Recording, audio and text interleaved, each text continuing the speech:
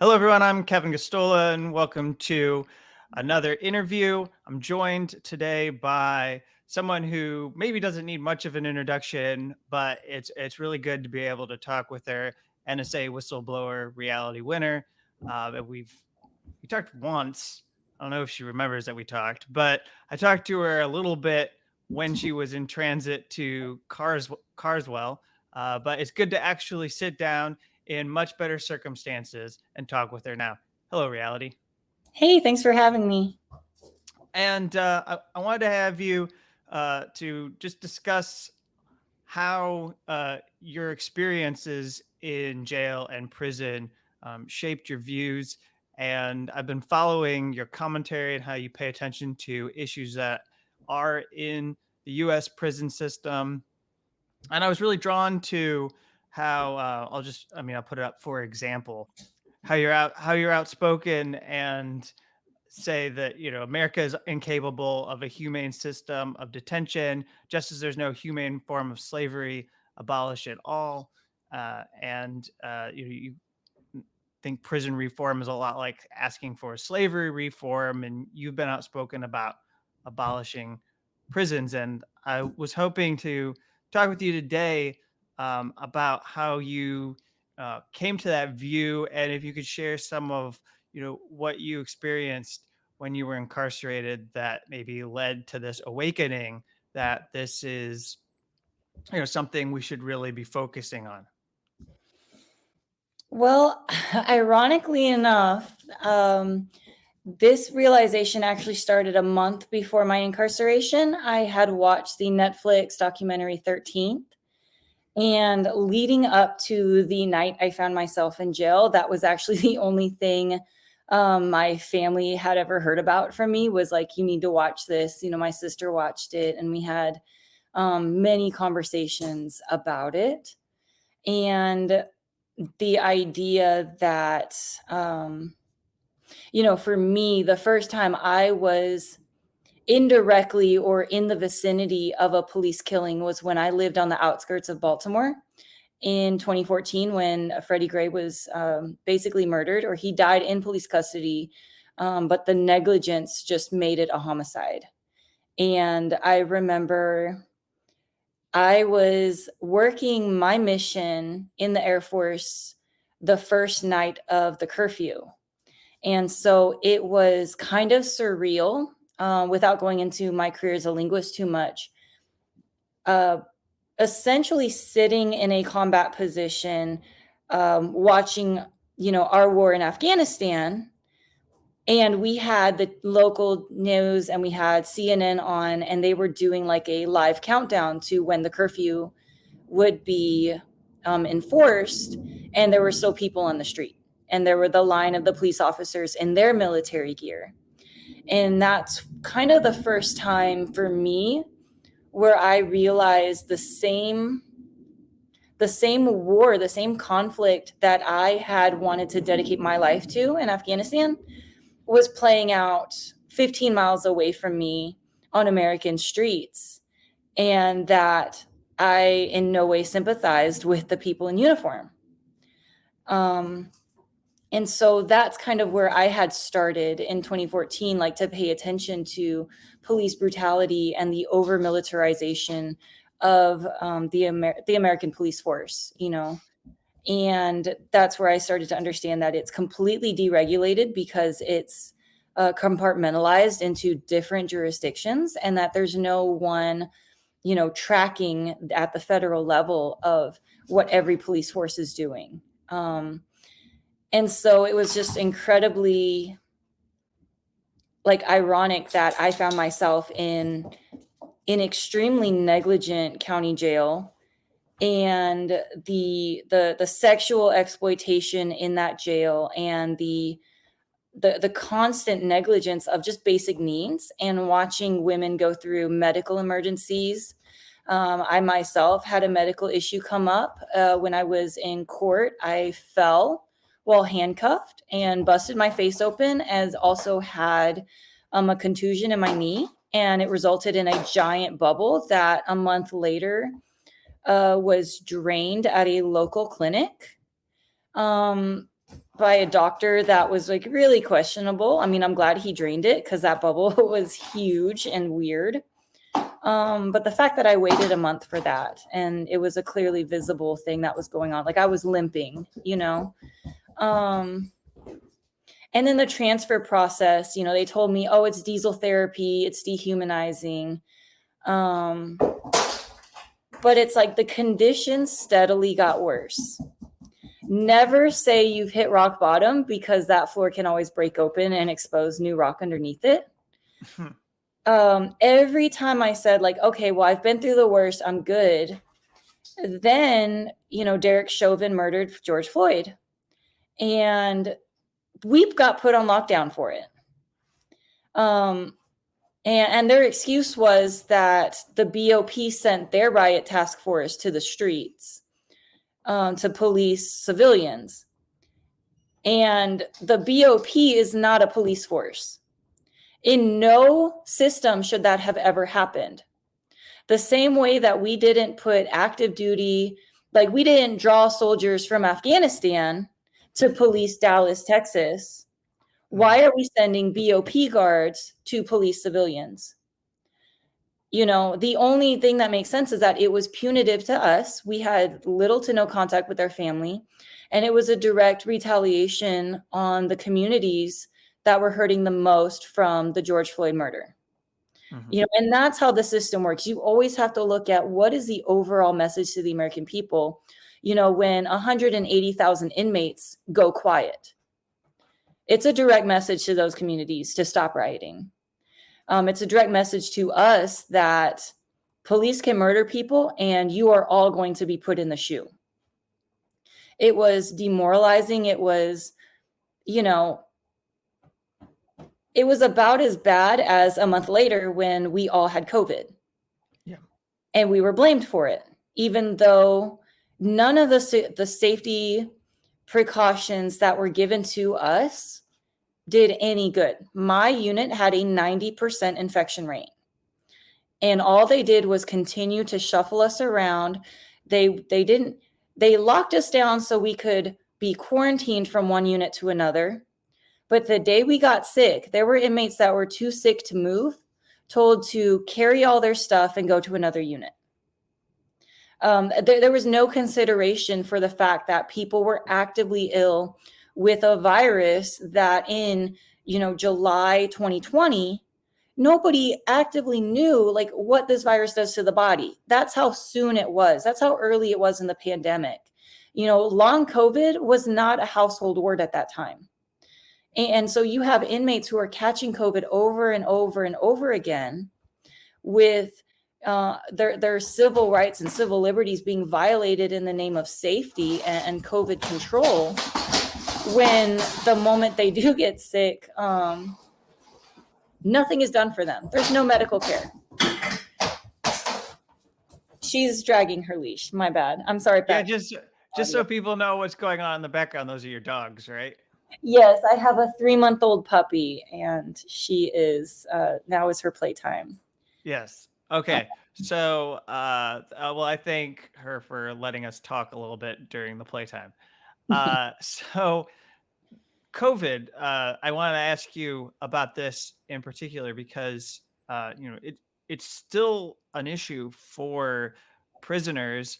It wasn't, you know, it wasn't long ago that you put this out where you were letting people know that meanwhile, U.S. federal and state prisons still have zero idea how to handle COVID without cruel and unusual lockdowns, which usually mean that inmates are deprived of fresh food, air, visitation programs, all while waiting to be infected for the fourth, fifth time for some of these people who are being held in these facilities. So, just to connect this back to your experiences, when you were released in 2021, in the middle of 2021, just to give people some perspective, what was it like when you were leaving, despite the fact that we had elected Joe Biden and there was some movement when it came to dealing with the pandemic that was much better than Trump, and despite people now having vaccines available, how far behind was the Bureau of Prisons?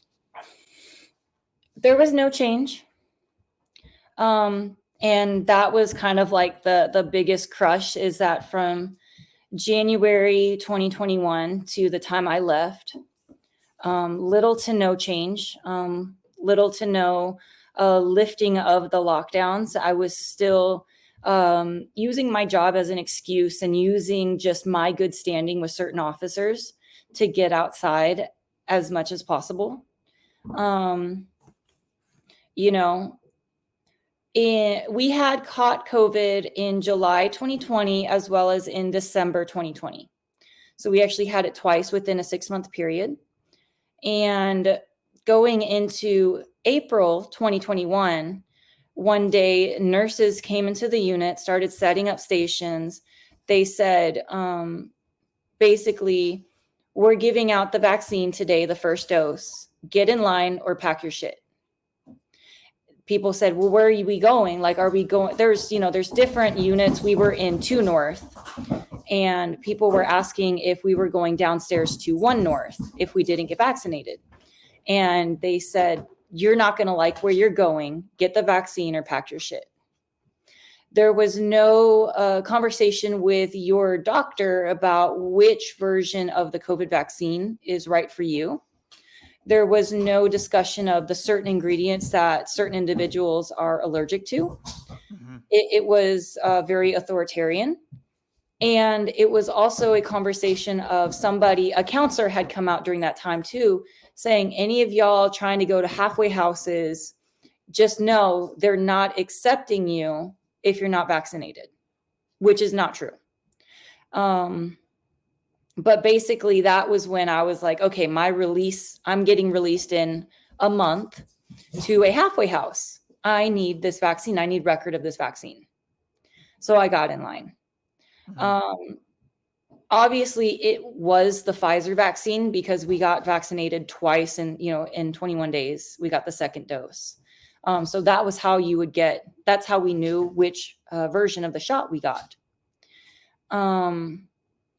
So I got my 2 doses. And even though having caught COVID twice and being vaccinated, 23 days before my release, I had to go into a hospital room because Carswell was built in an old military hospital. So when I say hospital room, I mean the main building of the prison is the old hospital. We eat in the old prison cafeteria. So the quarantine rooms where you can actually picture it, the old school hospital room built for 2 beds, about that size, and it has the 2 little bathrooms on each side up by the front door.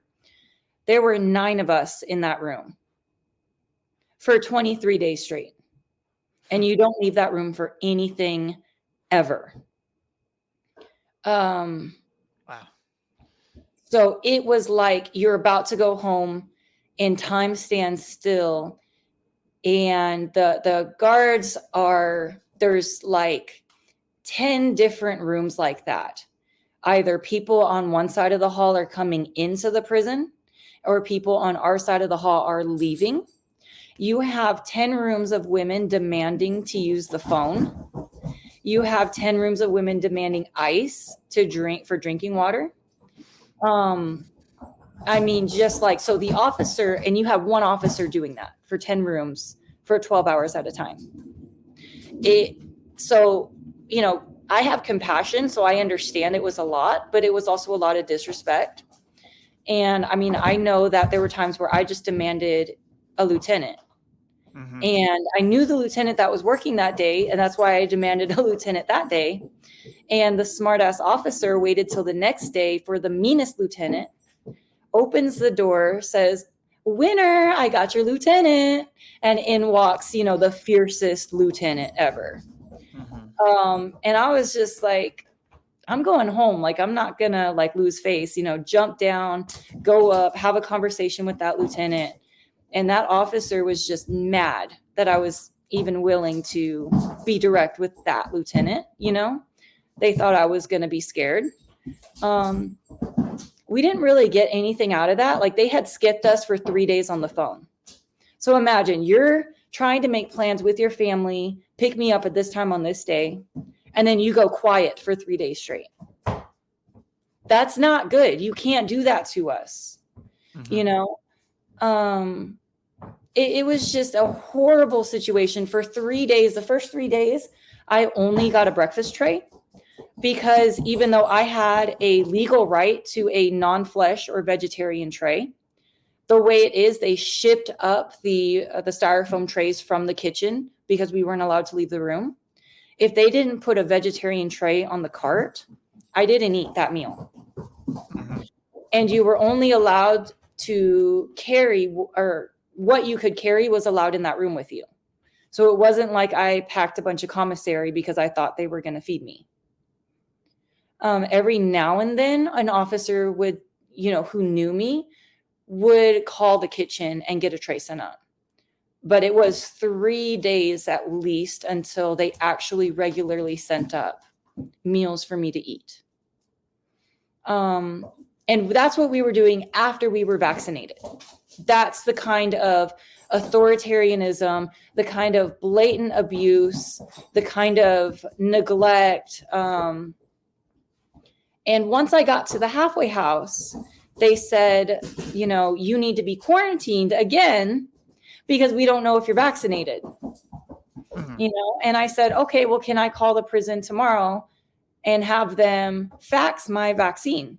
Because again, once you're vaccinated in the halfway house, you don't go outside, you don't eat with everybody else, you don't, you have to, you're quarantined. You don't have rights. You don't get to go use the phone in the hallway because you're quarantined. And so I actually, to this day, have not seen that original vaccine records. I Mm. couldn't get it from the prison.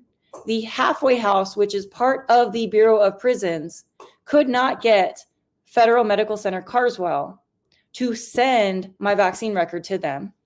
My attorney could not get it. My family physician cannot get it. We've even called the regional office on this. Federal Medical Center Carswell is not giving up those records of vaccines given to me. Mhm. So I don't know what I got, but I had to be quarantined twice for it. And once I was released from the halfway house and had my ankle monitor cut off, just so I would have, I didn't know how Texas was going to be about it. Obviously Texas, we're super chill, pretending like COVID doesn't exist. But in most states, you would need a vaccine card to apply for a job. So I went out and immediately got the Johnson & Johnson one and done. However, because that was within 6 months of my last dose, I was laid out for 3 days with some of the worst pain ever.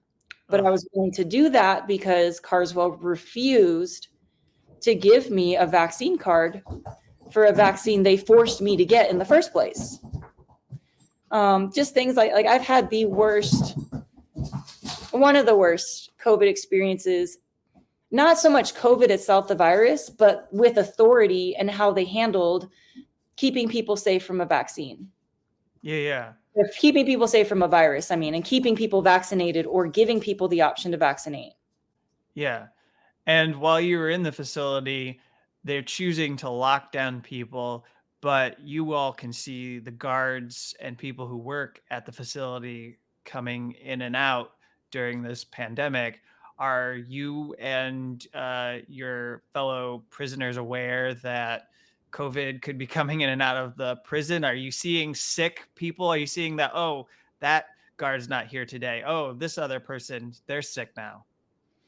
Right. So when the state of Texas first shut down, officers were talking about certain officers who turned their backyards into like bars for their street, for their neighborhood. So as federal employees, they never quarantine themselves before coming into work or not.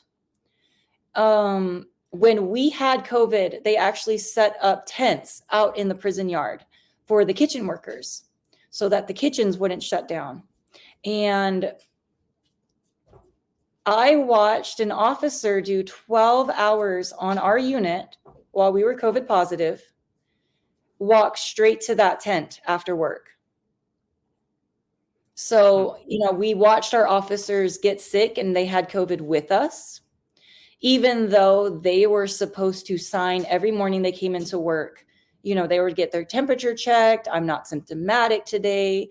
They were lying to come in because they thought they were going to get hazard pay. So everybody was going after that hazard pay, the bonus money, the overtime, because of the lockdown and having less staff. So they were lying the same way we were lying on our temperature checks, trying to make sure we stayed in our unit where we felt safe. They were lying to come in to make extra money to keep their paycheck. So they all got sick with us. When I was, I was already symptomatic, already coming back down, already feeling better. That was when they revealed our test result. Well, they didn't reveal our test results. They told me I'm not negative. So originally, after they tested all of us on a Wednesday, that Sunday, they pulled out of a unit of 170 women, they pulled out 15 of us that were supposedly negative for COVID. They said, we're going to put you guys in a COVID negative unit. We're going to test you again, however. And then 6 of us, including me, were called aside again from that group. So we sat in a room of people who were allegedly COVID negative for 15 minutes. We hadn't seen these people in months. Everybody's like looking at the officers and running over and hugging people, right? Then they called us aside after we'd been in this room and said, I don't know why y'all are here. Y'all aren't negative. So nobody was giving us a piece of paper with our personal test results with positive or negative. They just told us 6, y'all aren't negative for COVID. Go back to your unit. So we carried all of our stuff back up into the unit. Nobody knows what's going on. And so I'm the first, and there was the officer that didn't like me that day. So I was being extra. And everybody's like, Winner, what happened? And I'm like, we're the COVID unit. We got COVID. Like just making a joke of it. Because at that point, everybody was sick. We knew it, you know? Yeah.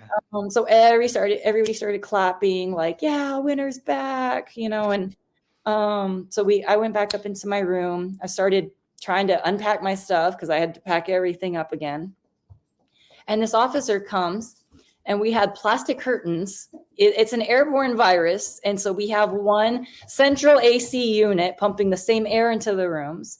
But they gave us plastic curtains in the middle. Franny, thank you. Franny. So they gave us plastic curtains. Hey. So their solution were these plastic curtains in the middle of summer, made the room hot as hell. And it was a disciplinary shot if we were to pull those curtains aside to get fresh air. That officer came into the curtain after it was revealed that I had COVID, pulls down her mask and says, oh, Winner, I just want to congratulate you for your positive test results. Yeah. So you can tell just how hard they were trying to not get COVID either. You know, it was never about the virus. It was never about spreading a contagious disease. You know, it was always about discipline. They had different masks from us. We couldn't talk to our family as much. We couldn't leave our room. We showered when they told us to shower. They handed us our food. It was all about breaking down and removing what freedoms we did have. Yeah. And once they started lifting the lockdowns, they actually lifted the national lockdown and the quarantines for the prison. We didn't get our programs back because the staff, so much of the staff had left or quit during COVID. And so they actually didn't have the staff or the resources to go right back to the same programs they offered pre-COVID. So Federal Medical Center Carswell is still operating at like 70% of the programs, of the resources for inmates that they were just before in 2019 for no reason other than sheer incompetency. They got used to having everybody locked down. And I fear that that's going to be the new BOP standard operations. Now, something that's in the news because of a U.S. subcommittee report that I imagine was just part of daily life for you and other prisoners at Carswell is the rampant sexual abuse that goes on in Bureau of Prisons facilities. So we now have the Senate spending many months to document the way in which this is basically just a feature, it seems, of being incarcerated, that BOP employees are able to do this. 19 out of 29 facilities they found in the last 10 years have had some employee accused or found guilty or even charged with crimes when it comes to sexual abuse. So I was just hoping if you could say, what you witnessed and observed while you were in Carswell, as far as, how you and all your fellow prisoners know that, this is something that you have to contend with as people who are incarcerated at this facility. It's definitely known. And at Carswell, it wasn't hidden very well. Like there was a certain lieutenant that's now been charged. He hasn't been sentenced yet, but Lieutenant Curiel actually got a woman pregnant. And when I heard the initials of the victim, I said, oh, that wasn't even his girlfriend, because he had another little favorite, and they would just go on walks together, and she had a special prison job assignment of cleaning his office when he was at work. Everybody knew it. That was one. There was another. I mean, it's so often it's these lieutenants. They have the right to call inmates to the lieutenant's office, make it look like it's a disciplinary matter. They're really the only people who have the right to have complete one-on-one privacy with inmates, but also not have staff who are at a place to complain about it. As far as actual staff members committing assaults on the units with witnesses, there was one, and she touched me when I was in my bed for no reason. And I reported it the way, so there's the PREA, the Prison Rape Elimination Act, DOJ, and the IG. There's posters everywhere you go in federal prisons. They're by the phones, they're by the water fountains, they're on the walls randomly, they're by the computers. You've got 5 different ways of reporting it. You can do it by secure mail, you can do it on a phone call, or you can do it on the computer system, and it goes straight to, the DOJ IG. Yep. Okay. I did that. I said, I don't know what happened, but this is what I experienced, and I don't want it to happen again. And, what can y'all do to make sure this doesn't happen to me again? I did that in March 2020. And by December 2020, that same officer was working our unit, and she was extremely abusive, like threatening violence on us on a regular night. And for me, it wasn't a threat. I mean, it was real, because she put hands on me. She had been removed from a unit just before that for actually taking off her belt and trying to wrestle an inmate. Wow. She came from Texas state prisons, where they regularly physically abuse inmates, and was trying to bring that culture and make it normal in a federal prison, telling us that we didn't deserve this treatment simply because we were charged under the federal system, that we deserved to be degraded the way that Texas state inmates are degraded. And that was what she tried to normalize in every unit that she was working in. She had been reported, and a woman came up to me after it was known that I had made a report against her, and said she watches me when I shower, and then she later calls me to the office to tell me about my body. And she was making really predatory remarks to us. And it got to the point to where I couldn't take it anymore. And unfortunately, it was that same lieutenant who knocked up a girl, who came to our unit to save us, because we were actually waving at the cameras to get somebody from control to send somebody. And she was going on a rant. Like, we were locked down. She is just on one today. 202. And so she had us in our cells, and she was in the center of the unit. And it was Stockholm syndrome. She was telling us, when y'all had COVID, who is the only officer that let y'all shower? Who is the only officer that let y'all use the phone to talk to your families? And most of us weren't even in her unit. She never came onto our unit when we had COVID. We're like, you weren't that officer. Every single officer that worked here gave us our basic rights. Stop talking like that. And she's like, I'm the only person that cares about y'all getting out. I mean, it's psychological abuse. It's priming your victims to depend on you. I mean, they should not be allowed to talk to us like that. And the lieutenant was just standing there watching this. People are gesturing to him like, please come talk to me. Like, I don't feel safe. Like, I need you to come talk to me. And he was just standing there. I lost it. I came up to the railing because I was on the second floor, and just screamed across the whole unit. And I said, Lieutenant, you need to look at the PREA reports against this officer. And she turned and she was just like, I don't have any reports against me. And I said, there's 3 women on this unit that have reported you for sexual assault. You do not need to be here. And I looked at the lieutenant again. I said, where are the PREA reports? And she's like, you're a liar. She was just like screaming insults at me. And finally, I looked at her, I was like, you touched me. I filed a report. And I looked again at the lieutenant. I was like, where are the reports? And that's when the officer said, you keep lying and I'm coming for your blood. Mm-hmm. And right after she said that, the lieutenant turned around and walked out of the unit. And we were left on our own with her for the night till midnight. Basically, in short, what she did is she started upstairs and she started tearing apart rooms one at a time, all the way till midnight. So from 10 o'clock to midnight, just tearing rooms apart one at a time. Because as an inmate, you're not allowed to sleep. If the officer doesn't want you to sleep, you don't have the right to sleep at night.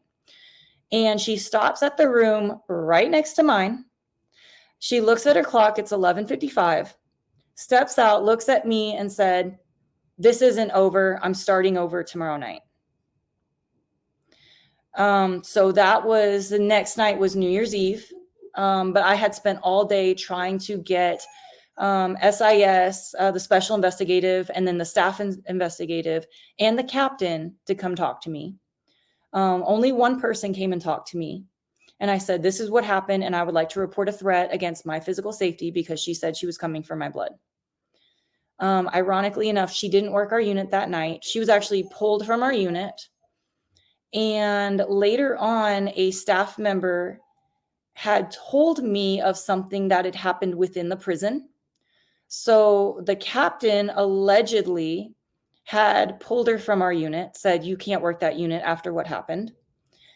And so she was like, she wasn't working another unit. She was just actually put on leave while they were investigating. And so she had allegedly tried to call the captain on her work phone and leave a voicemail, but she left a voicemail on the wrong line, and it was a different prison administrator. And so all the officers were kind of like talking shit about it. They don't keep secrets either. Mm-hmm. And so one had told me, she's probably coming back to your unit because she thought she left a voicemail on the captain's phone saying, first name basis, saying, hey, come on, nothing happened. Please let me come back to work. I'm just alone at the house with the kids. They're driving me crazy. I don't want to be home. Please let me come back to work. Saying they're obviously closer than anybody imagined. And she's probably coming back to work and you need to prepare yourself. Coincidentally enough, she did come back a lot more subdued. But it was only for 2 nights. And the second night happened to be January 6th. And she tried to start some kind of riot or fight within our unit. And again, it was sexually explicit. We were on a COVID quarantine this whole time, by the way. Like, we had active COVID cases in our unit. And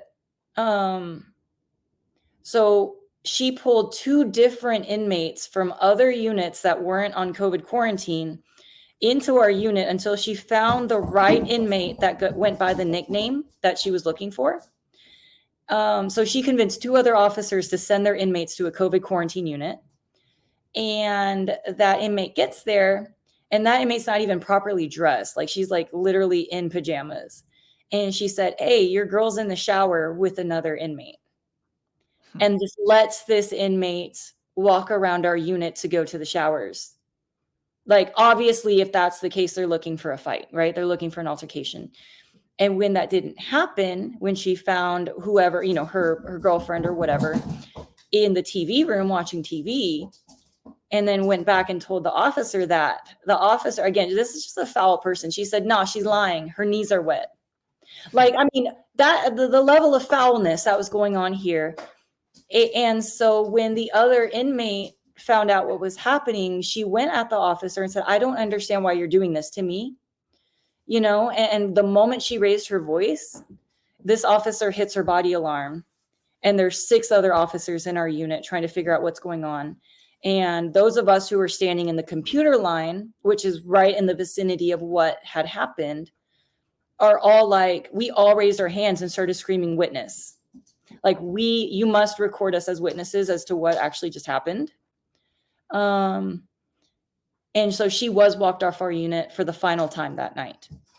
Mm-hmm. It took something like that to get her off our unit, not the fact that I had said, there's sexual harassment and assault allegations against her, actively pending investigations in this unit.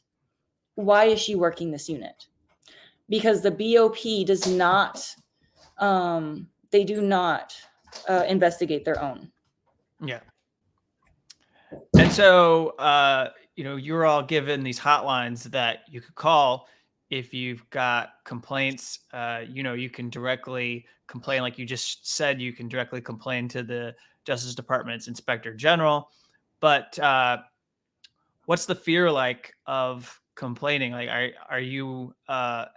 How many people are afraid because they're not going to do anything, but also because they might see that they complained and then they'll face some kind of punishment for letting people know that that officer is a problem?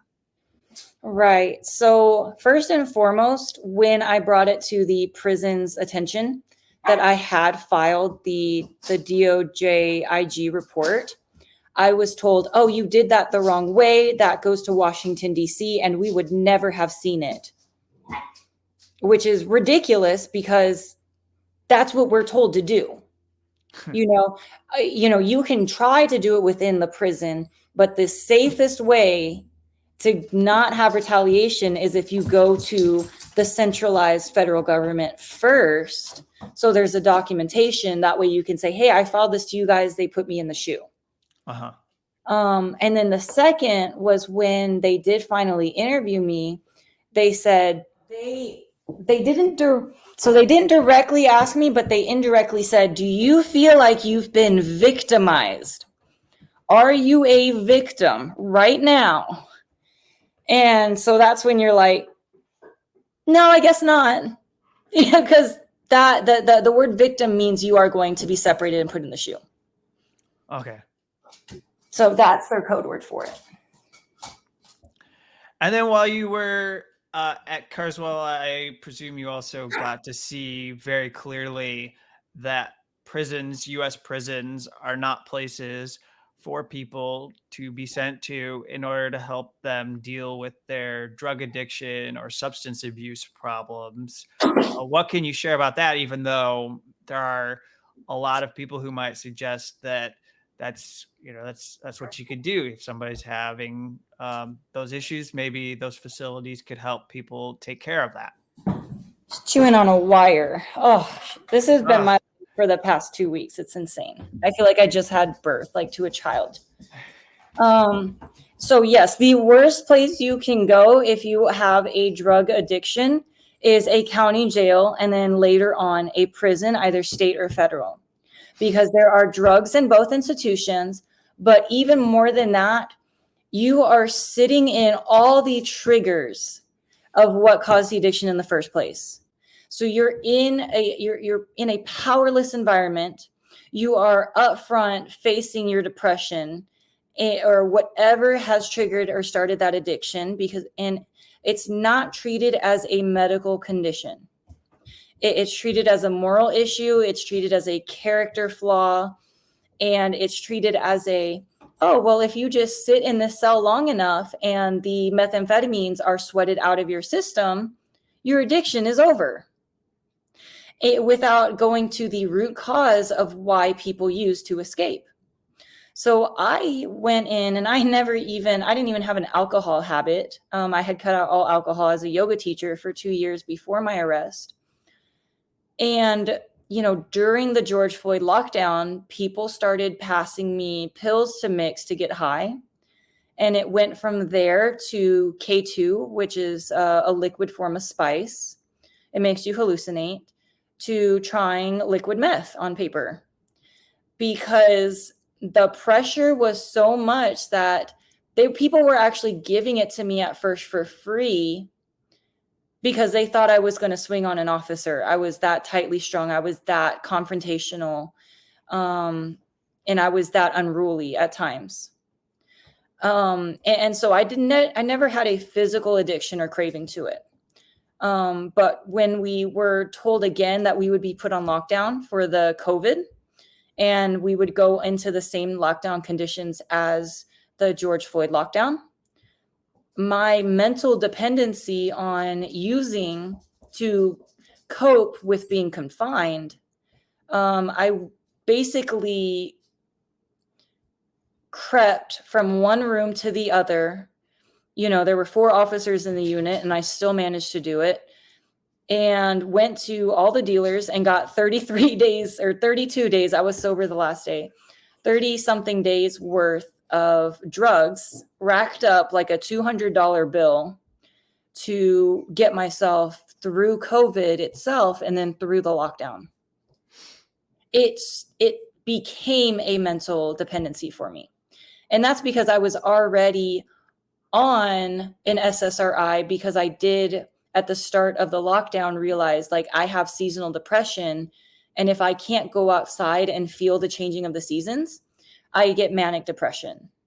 So I was already on an SSRI for that. And it still wasn't enough to cope with everything being taken away again for something that was outside of our control. One of the things I feel the most guilty about is one of the girls that I used with, Xantana, was doing 4 years for trafficking fentanyl. And even before the COVID lockdowns, this girl would pass out in chow at breakfast.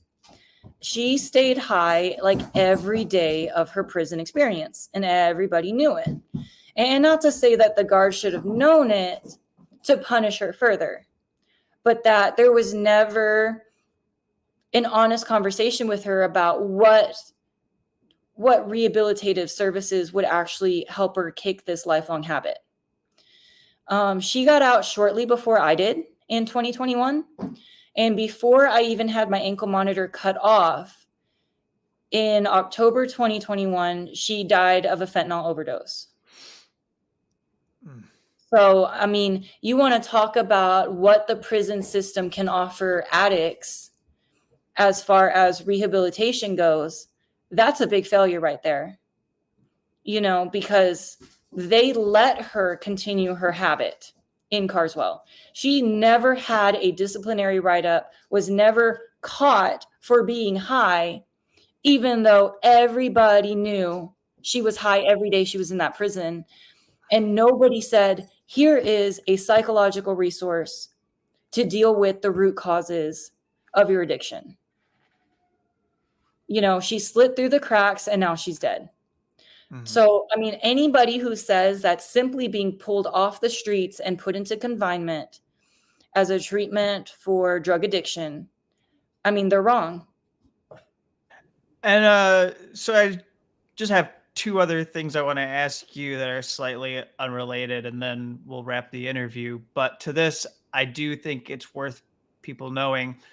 When you left Carswell, you tried to stay in touch with some of the people you were incarcerated with. Did you communicate with some of the people who you left because you developed like you cared about what they were going through in the facility? Yes, and I still do. But one of the most inhumane things about this whole thing is you trust people with your life and you do some of the hardest days of your life with them. And when you get out, it is a crime to stay in contact with them. Oh, okay. So, maybe there were times when I thought it was worth it, or letting people know, hey, I made it home. But beyond that, it's a one-way track back to prison. Huh. Okay. I didn't know that. Yeah. So when you are on federal release or federal probation is the easiest way for people to understand it, which what I am on, it's a violation to be in contact with any felon, whether they're currently incarcerated, currently on probation, or they've already finished their time and just have felon status. Wait, so you can't contact anyone who are, well, so let me just say hypothetically, if somebody was prosecuted under the Espionage Act like you and has this felony on their record, you can't talk to them about your experience until after your probation ends? Correct. Well, and not even espionage, anything. Well, wait, I know it would go for anything, but I also could imagine that although it's a small universe of people, if anybody wanted to reach out to you and give you support now that you're no longer in prison, they would be, you wouldn't want to do that because it could send you back to prison. Right. Right. So it's kind of like established, like people like me and Terry Albury, like we'll connect in the future. Right. Yeah, that's sort of what I'm thinking of, is like if you wanted to, and then I'm thinking of people like Jeffrey Sterling, who's gone through this, who has their own experiences. Um, John Kiriaku's actually in your documentary, but you can't really talk with these people because they have felonies on their record. Mhm. Uh, I can't connect so anybody who's been incarcerated in a way that's meaningful. So yeah, there's nobody who I'm legally allowed to talk to that's been through what I've been through.